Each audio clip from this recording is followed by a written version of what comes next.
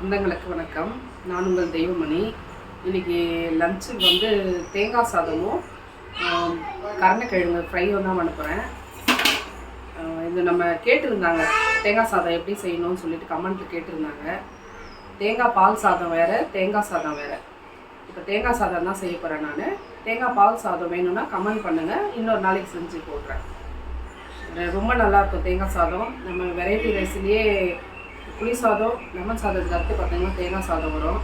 ரொம்ப சூப்பராக இருக்கும் தேங்காய் சாதம். அது கரெக்டாக செஞ்சுட்டோம்னா நம்ம தொண்டையில் அடைக்காமல் ட்ரை ஆகாமல் கரெக்டாக நல்லாயிருக்கும். அது செய்ய தெரியாமல் போட்டு ட்ரையாக செஞ்சுட்டோன்னு வச்சிங்களேன், அது தொண்டையில் முழுகும் போதே கஷ்டமாக இருக்கும். நான் சொல்கிறேன், நான் செய்கிற மாதிரி செய்யுங்க, உங்களுக்கு ட்ரை ஆகாது. சாதம் சாப்பிட்றதுக்கு ரொம்ப நல்லாயிருக்கும். நம்ம தொண்டைக்கும் வாய்க்கும் ரொம்ப வலிக்கிறது. நம்ம தேங்காய் சாதம் செய்யறதுக்கு பாருங்கள், ஒரு தேங்காய் எடுத்திருக்கேன். இது ஒரு 4 பேருக்கு செய்கிறதுக்கு சரியாக இருக்கும். கொஞ்சம் முத்தின தேங்காவாக வாங்கிக்கோங்க. இது கொஞ்சம் இலசா போச்சு, கொஞ்சம் ஒரு 3/4 காயாக இருக்குது. முத்தின தேங்காய் இருந்தால் நல்லாயிருக்கும். பையன் போயிட்டு இந்த மாதிரி வாங்கிட்டு வந்துட்டான். ஸோ இதுவும் நல்லா தான் இருக்கும். நம்ம கருணக்கிழங்கு செய்கிறதுக்கு, கருணக்கிழங்கு ஃப்ரை செய்கிறதுக்கு ஒரு 4 கிலோ கருணக்கிழங்கு எடுத்திருக்கேன். இது பாருங்க, 4 கிலோ கருணக்கிழங்கு எடுத்திருக்கேன். இதை தோல் சீவிட்டு வேக போட்டுக்கலாம் கட் பண்ணி.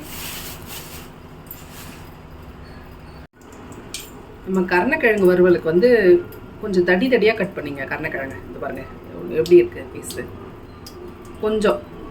கொஞ்சம் தடியாக கட் பண்ணிங்க. இதை வந்து நம்ம தண்ணியில் போட்டு வேக தான் போட போகிறோம்.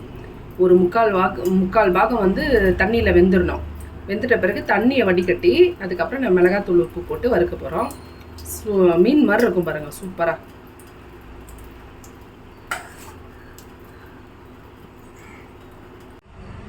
நம்ம தேங்காய்லாம் துருவி வச்சிட்டோம். இப்போ அடுப்பத்தை வச்சு எண்ணெய் ஊற்றி தாளிக்க ஆரம்பிச்சிடலாம்.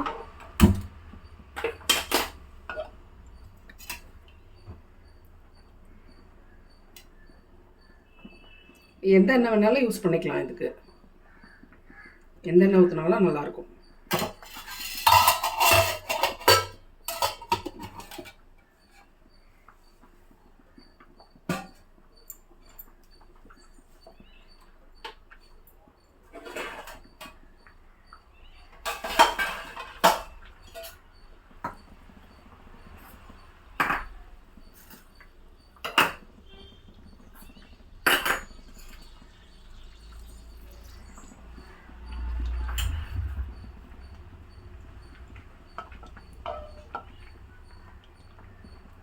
எண்ணெய் சூடாக ஆரம்பிச்சிருச்சு.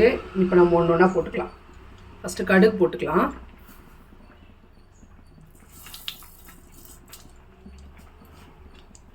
ஒரு ஸ்பூன் கடுகு போட்டிருக்கேன்.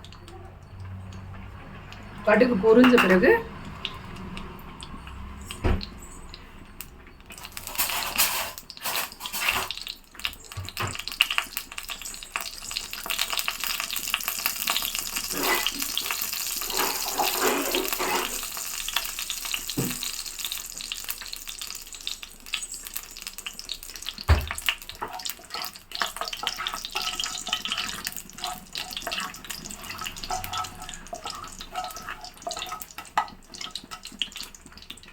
எண்ணெய் கொஞ்சம் சூடாக வரதுக்கு முன்னாடியே போட்டேன்.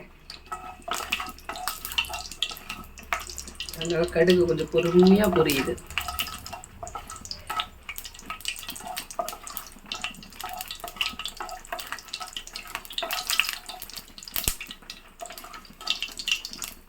பக்கத்தில் வேறு சாதம் கொதிச்சுன்னு இருக்கா, அந்த தண்ணி இதில் பட்டு வெடிக்குது. பட்டு கடுகு கூட சேர்ந்து அதுவும் வெடிக்குது.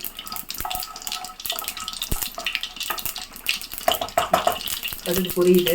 இப்போ வந்து நம்ம உளுத்தம்பருப்பு போட்டுக்கலாம். இவ்வளோ உளுத்தம்பருப்பு ஒரு 2 ஸ்பூன் இருக்கும், 2-2.5 ஸ்பூன் இருக்கும் உளுத்தம்பருப்பு. ஒரு 3 ஸ்பூன் அளவு கடலைப்பருப்பு போட்டுக்கலாம்.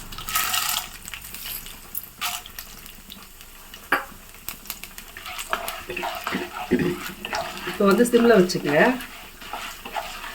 சீக்கிரம் கலர் மாறிடும். கடலைப்பருப்பு உளுத்தம்பருப்பும். அடுப்பு அனலை கம்மி பண்ணிடுங்க.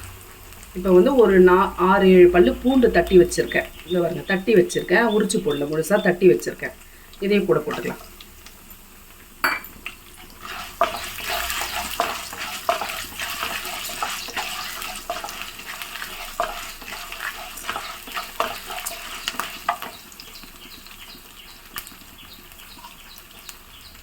ஒரு 5 காஞ்ச மிளகாய் எடுத்து வச்சுருக்கேன், காம்பு கிள்ளி. இந்த காஞ்ச மிளகாய் கூடயே போட்டுக்கலாம். எல்லாமே 1 by 1 போட்டுடலாம். மேலேயே சிம்மில் வச்சு தான் பண்ணணும். ஏன்னா அனல் அதிகமாக வச்சிங்கன்னா கருத்து போயிடும். அப்புறம் தேங்காய் சாதம் வந்து ஒரு மாதிரி கருப்பாக தெரியும், வெள்ளையாக இருக்காது, நம்மளுக்கு பார்க்கறதுக்கு கலர்ஃபுல்லாக இருக்காது. அதனால் சிம்மில் வச்சு செஞ்சிங்கன்னா ரொம்ப தீயாது, நமக்கு தேங்காய் சாதமும் கலர் மாறாது.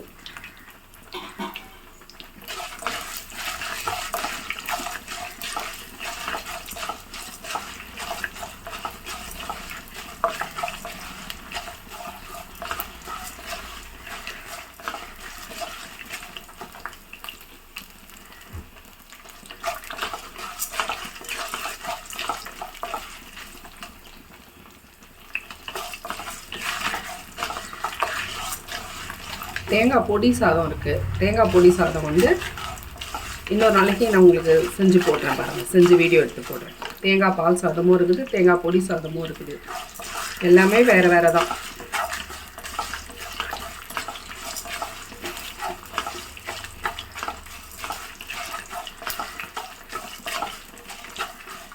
இது பாருங்கள், கலர் மாறல, ஆனால் நல்லா பொரிஞ்சிருக்கு பாருங்கள், கருப்பாகல பாருங்கள். அந்த ப்ரௌனாக வந்தால் போதும், ரொம்ப கருப்பாக வேணாம்.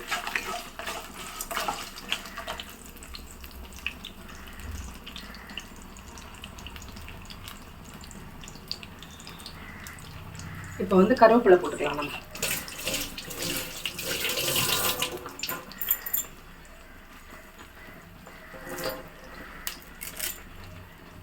கருவேப்பிலை போட்டுக்கலாம்.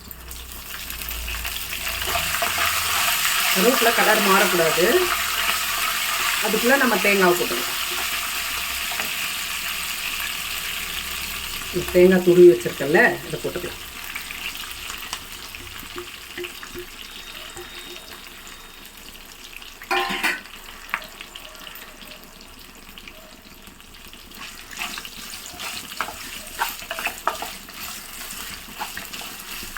இப்போ நம்ம தேங்காய் சாதத்துக்கு தேவையான உப்பு இதிலே போட்டுக்கலாம்.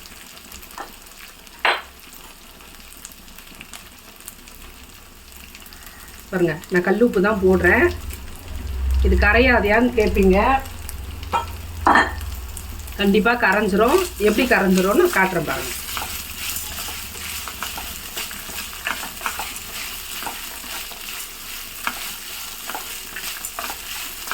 சும்மா ஒரே ஒரு வதக்கிட்டோமா தேங்காவை. இப்போ வந்து இதில் கொஞ்சமாக தண்ணி ஊற்றிக்க போகிறோம். இப்போ கரைஞ்சிருமா உப்பு?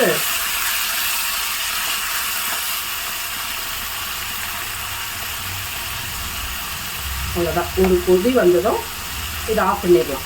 ரொம்ப கொதிக்க விடக்கூடாது, அந்த பால்லாம் திரிய ஆரம்பிச்சிடும். சும்மா அந்த சூடு ஏறி ஒரு கொதி வரணும், அவ்வளோதான். இந்த உப்பும் கரைஞ்சிரும். நம்ம அப்படியே கலந்தோம்னா ட்ரை ஆகிடும் தேங்காய் சாதம்.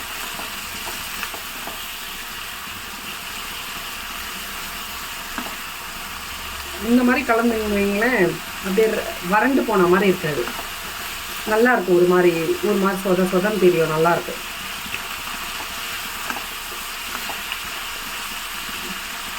அவ்வளோதான், நம்ம உப்பும் கரைஞ்சிருச்சு, தண்ணியும் வந்து வத்திருச்சு. அவ்வளோதான், ஆஃப் பண்ணிடலாம். இப்போ நம்ம சாதத்தை கொட்டி கலரைக்கும். பாருங்க, நம்ம கருணக்கிழங்கு வந்து வெந்துட்டுருக்கு பாருங்க. ஒரு 3/4 பதம் வேகணும். இது ஃபுல்லாக வெந்துருச்சுன்னா நீங்கள் மிளகாத்தூள் போட்டு மிக்ஸ் பண்ணும்போது உடஞ்சி போயிடும். ஒரு 3/4 தான் வேகணும். பாருங்கள், முழுசாக இருக்கு பாருங்கள். இப்போ இதை ஆஃப் பண்ணிவிட்டு தண்ணியை வடிச்சிட்டு ஆற வைக்கணும். சூடோடு போட்டிங்கன்னா மிளகாத்தூள் வந்து கருப்பாயிடும், கலர் மாறிடும். இதை வடிச்சிட்டு கொஞ்சம் நேரம் ஆற வச்சுட்டு அதுக்கப்புறம் உப்பு மிளகாத்தூள் போட்டுக்கலாம். பாருங்க, கருணக்கிழங்கு ஆறி போச்சு. இப்போ வந்து நம்ம உப்பு மிளகாத்தூள் போட்டுக்கலாம். தேவையான உப்பு போட்டுக்கலாம். கருணக்கிழங்கு போடும்போது கம்மியாக போடுங்க, ஏன்னா கொஞ்சமாக போட்டாலே உப்பு கறிக்கிற மாதிரி ஆகிடும். மிளகாத்தூள் போட்டுக்கலாம். இது நம்ம வீட்டில் அரைக்கிற குழம்பு மிளகாத்தூள்.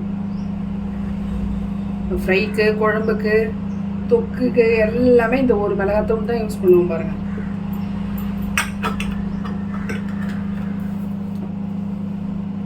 அவ்வளோதான், நம்ம மிக்ஸ் பண்ணிக்கலாம்.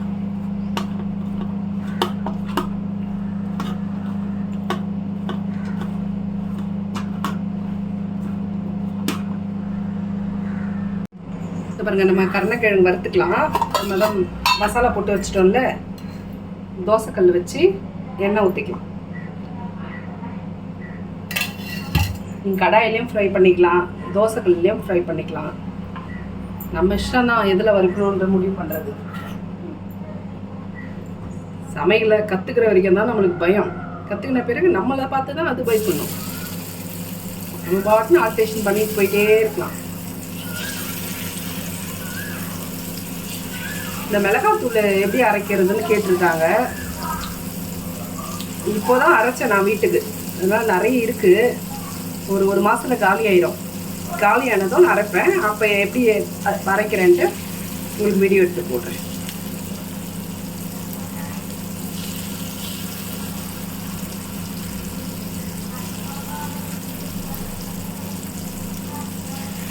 மெல்லிஸ் மெல்லிஸாக போட்டு அப்படியே உப்பு மிளகாத்தூள் போட்டு வறுத்துன்னு வச்சுங்களேன், சிப்ஸு மாதிரி இருக்கும்.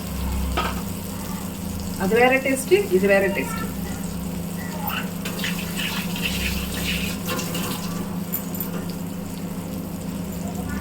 இது வேகட்டும், வெந்த பேர் காட்டுறேன். நம்ம கருணக்கிழங்கு ஃப்ரை ரெடி ஆயிடுச்சு பாருங்கள். அவ்வளோதான், முடிஞ்சது. சூப்பராக இருக்கும். இது ஆடுறதுக்குள்ளே, சாப்பிட போகிறதுக்குள்ளே இதில் பார்த்தி நானே கிச்சனில் நின்றே காலி பண்ணிடுவேன்.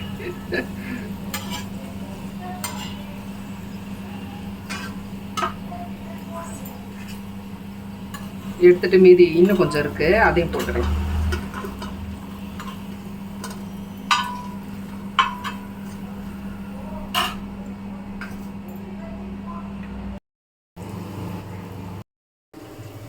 நம்ம தேங்காய் சாதம் கலரிக்கலாம். இப்போது இந்த சாதம் வடித்து ஆற வச்சுருந்தேன், நல்லா ஆறிடுச்சு உதிரு உதிரா.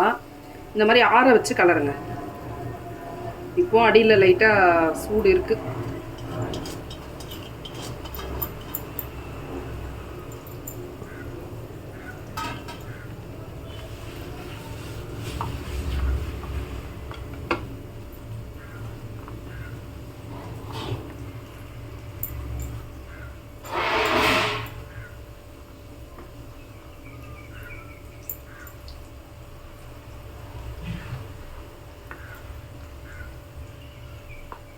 தேங்காவே ஒரு தனி வாசனை. அது சூடு பண்ணும்போதே கம கம கம்மன்னு ஒரு மாதிரி வாசனை வரும்.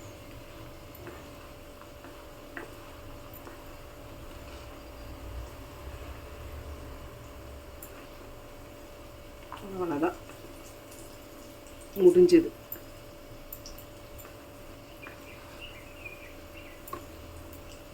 நல்லா உதிரா நல்லா ஒயிட்டாக இருக்கு.